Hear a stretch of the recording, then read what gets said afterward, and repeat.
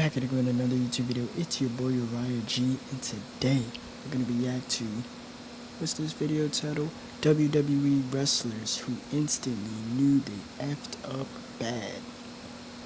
Wow, what an interesting title to start off a video. So yeah, let's get right into this video. I haven't been posting because I've been in school lately. Just got back to school, and every single time I go back to school, I always take a little break from YouTube. But I'm back now. I'm gonna drop every now and then. So yeah, let's get right into this video. Yeah. No ads. Guys, every time we watch a video, it's always ads.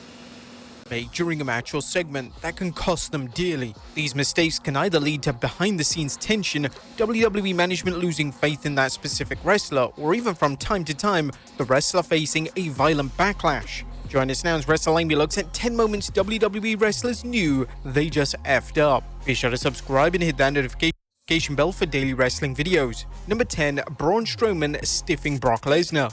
Brock Lesnar is considered by many to be one of the toughest and most legitimate wrestlers of all time. Therefore, it's never a good idea to be stiff with Lesnar in the ring, and Braun Strowman found this out the hard way in 2018. Strowman took on Lesnar and Kane in a triple threat match at the Royal Rumble event, and during the match, Strowman got carried away and delivered. Yup. I done heard about this a million times.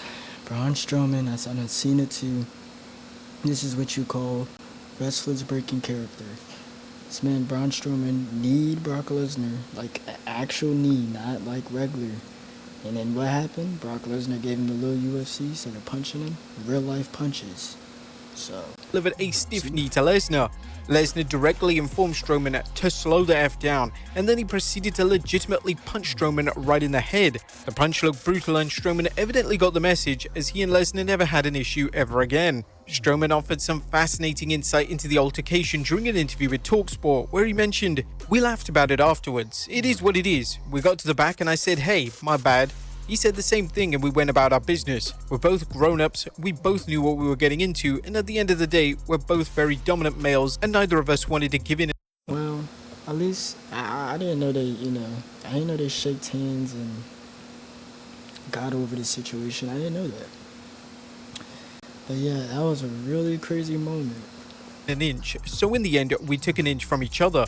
Number 9, Diamond Dallas Page failing to sell a comeback. It's been well documented just how much of a colossal failure DDP's WWE run was between 2001 to 2002.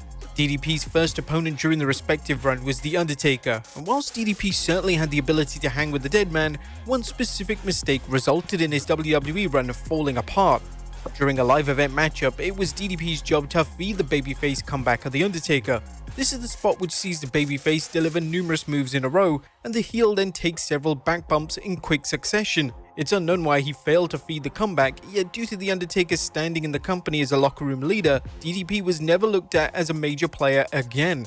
Shortly after this incident, DDP would be booked to lose to The Undertaker's wife Sarah on Raw, and after the feud had concluded... The reason why I haven't been talking for this one is because I don't even know this segment. I don't even think I even remember this. I mean, I know who Undertaker and DDP, Diamond Dallas Page is, but I don't even think I recall this segment or seeing this. But yeah, I haven't dropped a video in 2 weeks, so he would be moved dramatically down the card. Number 8, Paul London smiling awkwardly.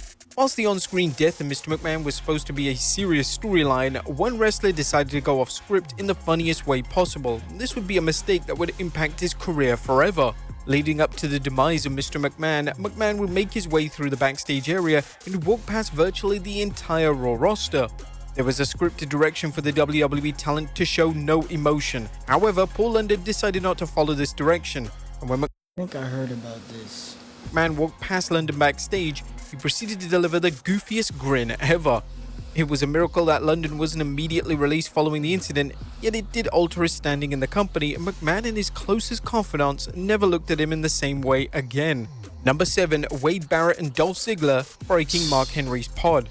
The 2015 Elimination Chamber match for the Intercontinental title is considered to be one of the worst chamber matches of all time, and a part of the reason for this is that a strong portion of the match was improvised due to a mistake. There was a scripted spot which saw Wade Barrett throw Dolph Ziggler into the chamber pod, however both men put too much force into the spot, and this mistake resulted in Mark Henry's pod breaking.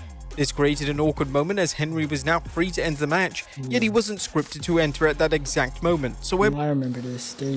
They said like he entered the match before they even did a countdown for the next person to come out their pod.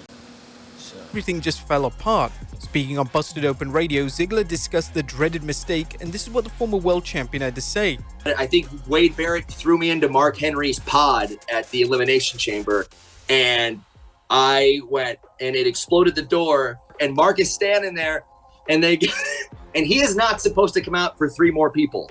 And I'm laying there with like broken plastic on the ground, and I just hear the crowds come up and just start rumbling for Mark. And I go, oh my God, he's not supposed to be out here for 20 more minutes. And I'm like, what the hell are we gonna do? And I'm like laying on the ground, and okay guys, if you guys understand, like, did Mark Henry forget the script? Or did he not know that he wasn't supposed to still go along with the script even though his pod broke? to see a boot go past me, and I go, oh no, what are we gonna do? And we had the craziest improv on the fly 15-minute match with 6 guys. Number 6, Sim Snuka failing to catch The Undertaker. Sim Snuka had one job at WrestleMania 25. His job was to pose as a cameraman and safely catch The Undertaker when he performed his signature dive. He was the cameraman?